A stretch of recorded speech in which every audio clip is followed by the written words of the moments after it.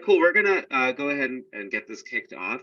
So thank you so much. My name is Kunal, Chief Technology Officer at Openwater, and I'm joined here with Bill from Association Analytics.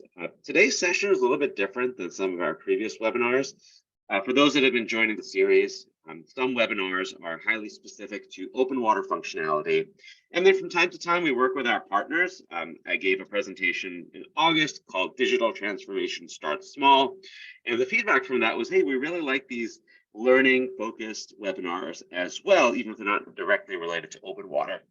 So we know that analytics has been a buzz phrase in the industry for some time. I asked the question, what are analytics? And our partners at Association Analytics spent the last month digging through samples, working with open water data to come up with a presentation about how, for example, the data you're sitting on with open water could be used, but then also the broader information that you may already have. So I wanted to kick it off just with a story that I thought might be really relevant, which was something that was shared with me the day I graduated college. It was shared by the dean, and the story just stuck with me.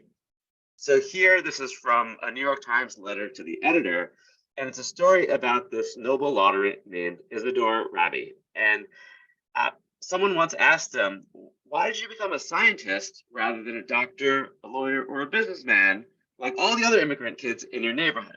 So people were pressuring everyone, why aren't you a doctor today? Why aren't you a doctor today? Why aren't you a doctor today? And this Nobel laureate went on to become a scientist. And as you scan through the article, the quote that I really enjoyed was, my mother made me a scientist without ever intending it. Every other Jewish mother in Brooklyn would ask her child after school, so, did you learn anything today? But not my mother. She always asked me a different question. Izzy, she would say, did you ask a good question today? That difference, asking good questions, made me become a scientist.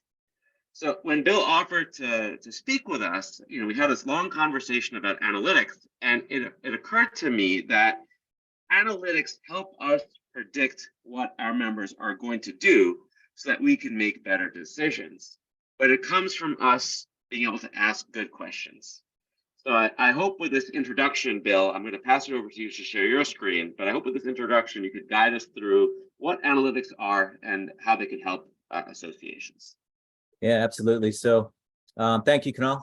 So if anyone has a question like that, right, thinking through types of analyses that you're doing with open water or with other data tools that you're using, go ahead and drop those in the chat and we'll see if we can address those. Not that I'll have all the answers, specific answers to your questions, but just some of the questions that that are on our minds, right, collectively. So, okay. So I'm going to go ahead and start sharing. And so most of this is going to be presentation. It'll be conversational in nature. I will toggle over and show a little bit of software, but not too much. Okay, so we're going to talk about what are analytics and really how to use your data for actionable insights, right? So you have to ask those, ask the right questions, and hopefully those the answers to those very often are available in your data. So I'm Bill Conforti, Senior VP of Strategy and Solutions with Association Analytics. We are the developers of the analytics platform called Acumen. So as we go through, I'll be showing you some screenshots, and we'll dig into Acumen a little bit. But it's not really a pitch about Acumen. It's more about the broader questions of analytics. So I think that is a pretty good segue to types of analytics. So I think most people that are on a call like this know this. I'm not going to spend a long time here, but there's basically these 4 levels, right, or 4 types of analytics. So we start with prescriptive, right, and that's the stuff that we're all used to. These are reports. This is telling us what has happened, right, or what is happening. And if these are reports, we get these from our source systems, from our AMS and so forth. And if we add the element of data exploration, as we want to figure out why, then we get diagnostics, right? So that's that next level up, the blue one. And that's where we add the wrangling and algorithm development, things like that to our diagnostics, and then we get to predictive analytics, right? So here we're using our historical data to predict future outcomes, right? So for example, a couple of predictive models that we've developed that our clients really like to have are who is coming to our meeting, right? Let's predict, which segments are coming to our meeting and who they are, and who is going to renew their membership, right? So what's the propensity, right? What's the likelihood that you're going to renew your membership, to take that action based on things that you've done in the past. Sorry about that.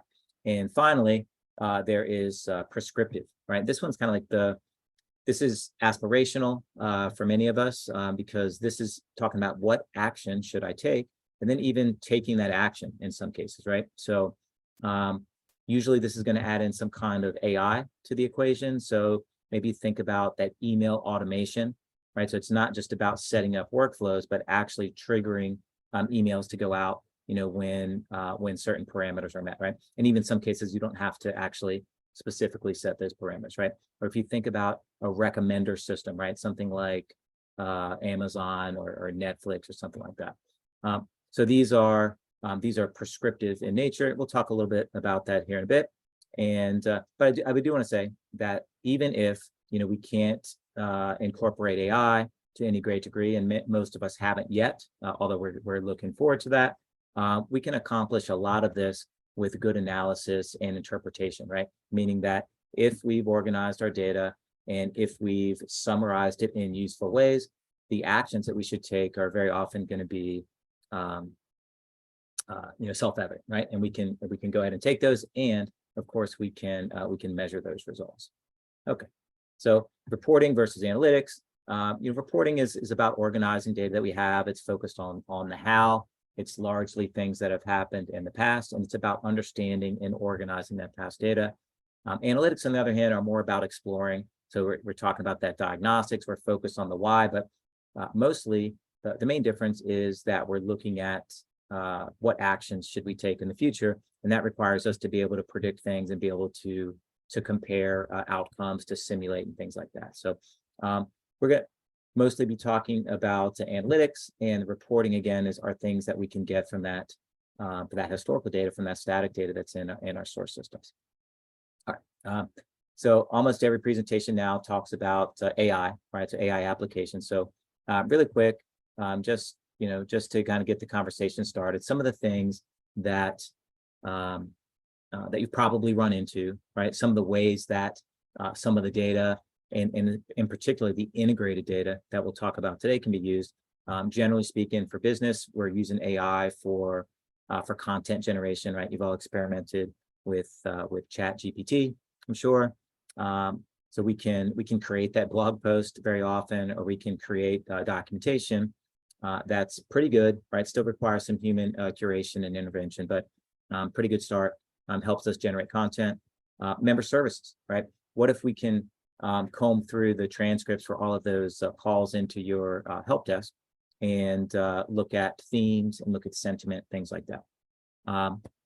Translation, that's pretty low hanging fruit, right? We want to translate the language. We want to look at different currency exchanges, things like that. And then recommender systems. This is where we're using all of the different behaviors, like all of the preferences and interests, the content, things that I've downloaded, things that I've purchased, publications that I've subscribed to. All of those things are going to help you, and with a recommender system in an automated way, recommend to me the very next product or service or piece of content that I'm going to be interested in. Now, as it relates to open water data, right, for abstracts or awards or even events data more broadly, there's some really cool stuff here, right? So we can look at topic modeling.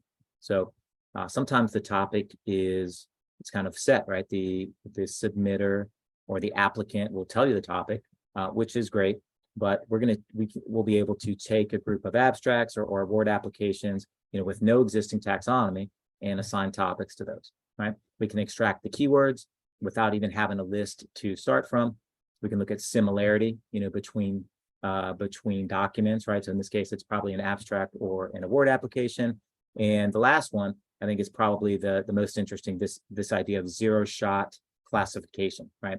What that means is we have a taxonomy, but we don't have a reliable way to classify all of the submittals or all the content we have into that taxonomy, right? So the zero shot is a way to use natural language processing in order to do that. So some of those things are built into a small degree already.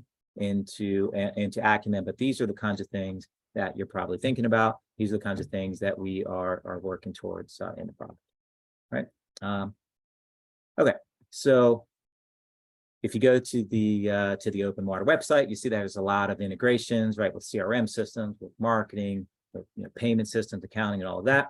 And under Association Analytics, it says coming soon, right? So, so I wanted to preview it here a little bit. I'll show you that we brought some data over, and at the same time, I'll give you a sense for what that's going to look like in a product like Acumen, right? In this case, actually Acumen. And I think we're going to talk about why that matters, right? So to Kunal's point earlier, it's like, yeah, we can bring in the data and you can look at tabular data and you can get information, but all of that is not useful unless it's connected to specific business questions that we wanted to answer, and that the answers to those questions are tied to actions, right, that we're going to take in order to move the needle on our business. Okay, so some of the available data, through the API, includes things on the screen, right? It's programs, it's reports, it's invoices. Of course, it's data on the users and the sessions and the events, and all of that goes to a standardized model in Acumen, which contains things like data about the abstract or the award itself, and then all of those activities that relate to it, right? So the submittal, the review, the acceptance, right, the response, and each of those corresponds to a status, right? And so part of it is like being more efficient with the actual workflows around that. So we're going to monitor the process time, how long it stays, how long each application or each abstract stays in each one of those statuses. Look at something like loyalty, right? So this is an interesting one. We look at loyalty for events, very often, right? Attendance at the event. What's the recency and frequency of your attendance? But we can also look at that for abstracts, right? Who submits abstracts every year versus one time and never again. Likewise with awards, right? How many times is the average person nominated for an award before they're actually the award winner? And then the really interesting part comes in when you think about, like, how can we use our abstract and awards data in the context of all of the other data and the systems that contain it that we are collecting on our members and on our customers. Okay, so that includes things like individual and organizational demographics, right? Which most likely come from your AMS. If that data is not integrated, it would be, right? Because we know that this integration already exists with Open Water for most of the key systems. But there's also cases where you would collect that, right, as part of the abstract or the award application process, right? There's event details, right, because typically these are happening in relation to a specific event. And then other things that you might not think about, which is what about the authors and the reviewers, right? So if you notice a correlation between certain reviewers and certain outcomes, or certain authors and certain outcomes, those especially for organizations with a large volume of abstracts, looking at that over time can be quite insightful. All right. So the way all of this works is like this, right? Not to bore you too much with the integration piece, but we pull data, from Open Water and from other systems, bring that into a common platform with the standardized data model, and then build a lot of visualizations on top of that. And so the benefit there is to get this integrated data. The visualizations give you a built-in analysis. You don't have to be a data scientist or anything like that in order to work with this. Really, all you need is some good questions and then a little bit of practice, right, to click through, because a lot of the analysis, like a lot of the workflow for the data exploration is kind of built in. It's already done for you. Okay, so to the business questions now, right? Why does this matter, right? Why do we care about abstract and awards data? So And we want analytics around that data, not just reports, right? So we can get reports on the number that were submitted and some of that data on the status and the process times and all of that, but we want to go a little bit deeper in that, answer some specific questions that we have. So for example, event attendance, right? So the number of abstracts that are submitted is a very reliable leading indicator of event attendance, right? So we have a mathematical model that predicts it based on all sorts of other factors, but some of our customers can predict with a very high level of accuracy to the 1% or something like this, the number of people that they can expect at their event based on the number of abstracts that they have, a certain number of weeks out, right? It can inform your programming and your sessions, right? So it's not just an abstract with a name, right? It has topics, it has keywords, and those topics and keywords give information on my preferences and my interests, and not just mine, right? Those are reflective of what your broader audience wants to see. So you use that information to inform the programming and the sessions at your event. So what about the demographic mix? This is an interesting one. I mean, diversity and inclusion initiatives are very common now, in particular with, say, for example, scientific organizations. They have they're very commonly, using they have big events with lots of abstracts or calls for papers. And one I'm thinking of, they had a strategic objective to increase the diversity, and specifically, it was a male-predominated industry, and they wanted to get more. They wanted to get more females to attend their events, and the way that they did that, one of the ways that they did that, is they traced the problem back to, or one of the roots of the problem to abstracts and those. And so they started to really segment and target the marketing around their calls for papers, resulted in more women, more females submitting abstracts, and ultimately that resulted in more female attendees at their event. So there's a lot more to it than that, but that's the idea, right? They asked a question, they used the data to help answer it, and they took action based on that results. Okay, so it's not just about the sessions at your event, but it's also about your broader products and services, and of course, all of that goes to customer engagement. Yeah, Kunal, I just wanted to pause there. That that's a perfect example of asking a great question. So the question is, we might be saying, hey, we want to be mindful of our diversity and inclusion initiatives, right? Then you might ask a question: how can we get more females with representation, or more female attendees, or more, whatever demographic you're looking for to come? That's the kind of question that gives you the starting point. We talked about the reports are the how, right? But the analytics are the predictors. So I think those are the kinds of ways of, if you're thinking in a committee, what are the questions? What are we trying to solve? And then going one level deeper in terms of what are the questions we should be asking to solve those. So I just wanted to highlight that buried within all of this data science, or above all the data science, are those questions. Awesome, thank you. Okay, so I'm going to just drag over the window here. I just want to give you a bit of a sense for kind of what this looked like. So this is, can we see abstracts overview on the screen? Does that look right? Okay, great. So this is really rudimentary but high level data that comes in from open water. So the integration is working, and we have here this example of some abstracts, which are all in the current year. There are 18 of them.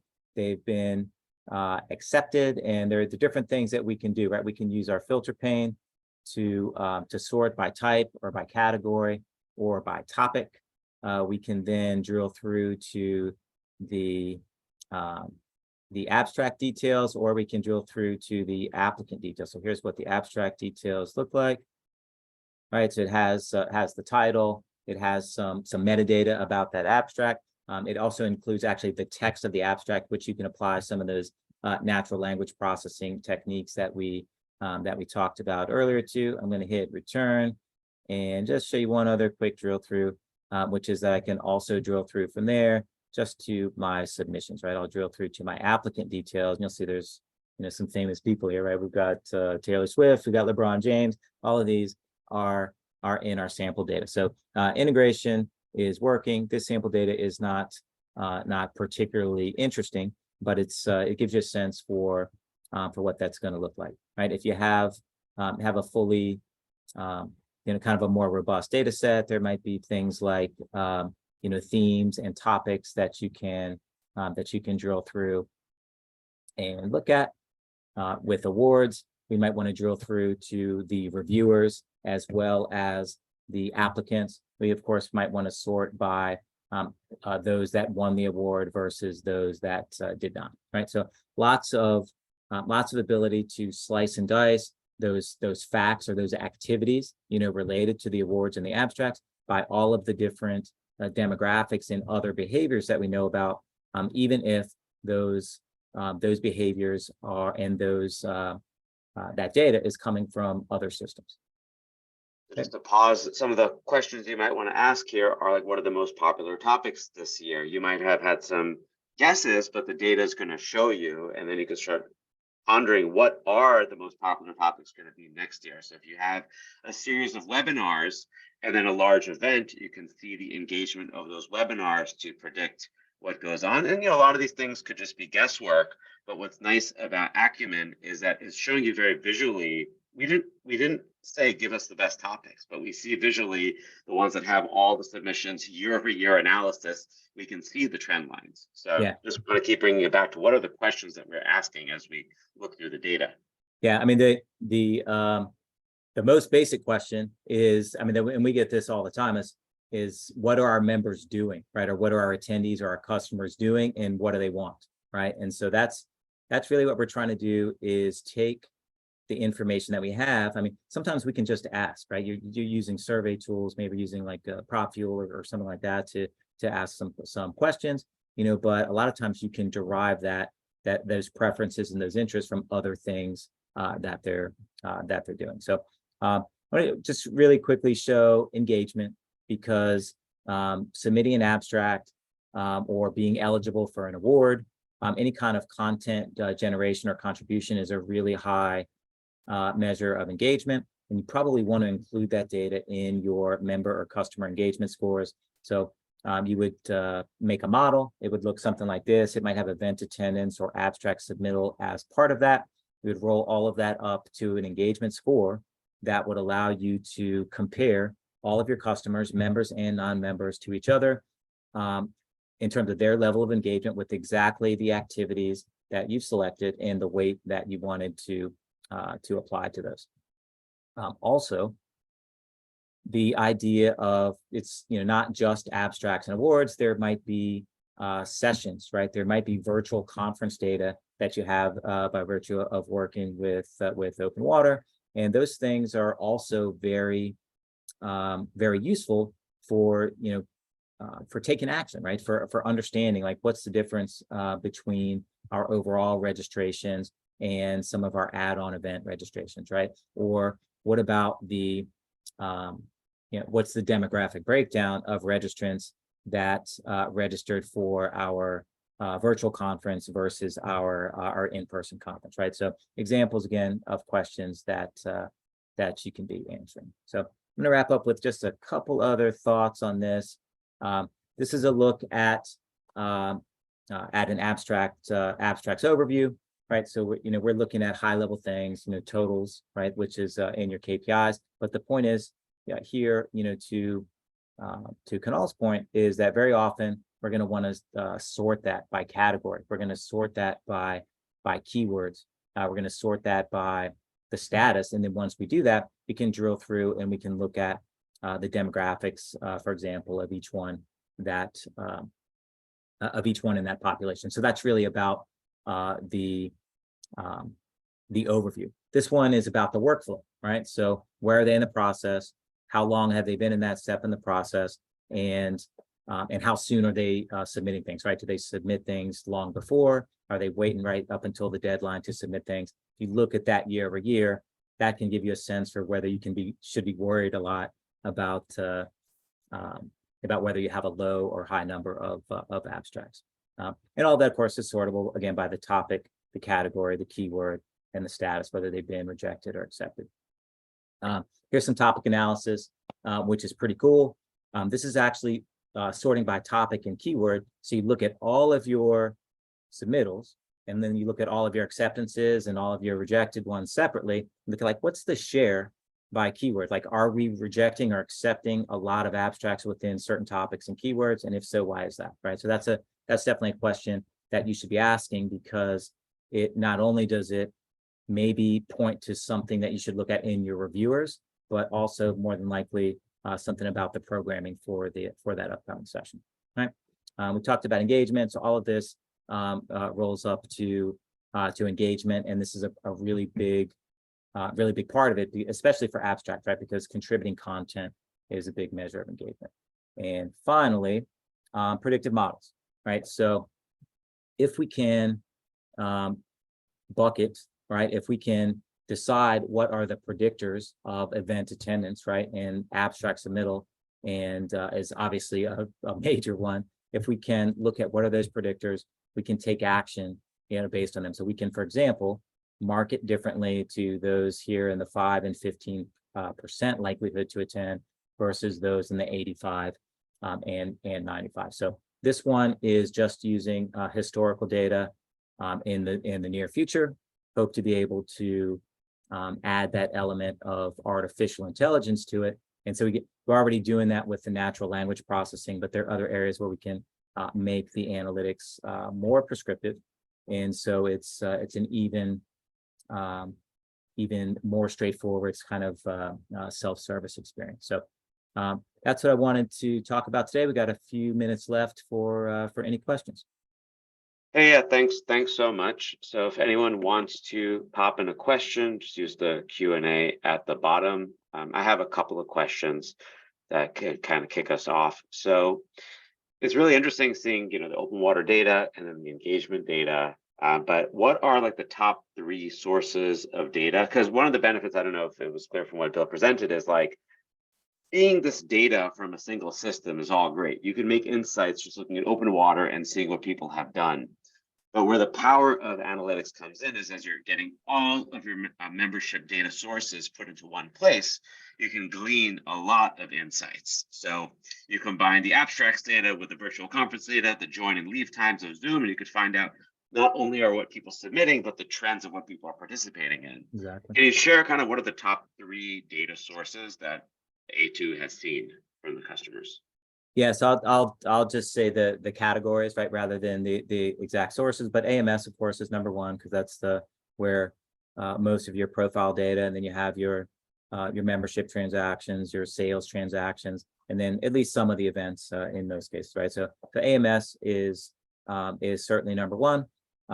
Beyond that, the next one is marketing, right? So just about every association has a marketing automation or just an email marketing system. So I'd say that's second, and then events, right? So it's AMS, it's events, and marketing. So I would events is kind of broad. It's event registration is the biggest piece of that, but then all the sort of peripheral elements of all the moving parts for an event. And the bigger the organization, the more likely they are to have more systems beyond that, the AMS and maybe that one singular event reg system. Great, yeah, thanks for that. Just leave it open if there's any other remaining questions. Otherwise, we'll gladly share the recording with everyone. All right, last call for questions. All right. All right, hey, thanks so much. There's Bill's contact info there. And again, we'll send a follow-up with the recording. Thanks, everyone. Thanks. Have a great day. Take care. Bye.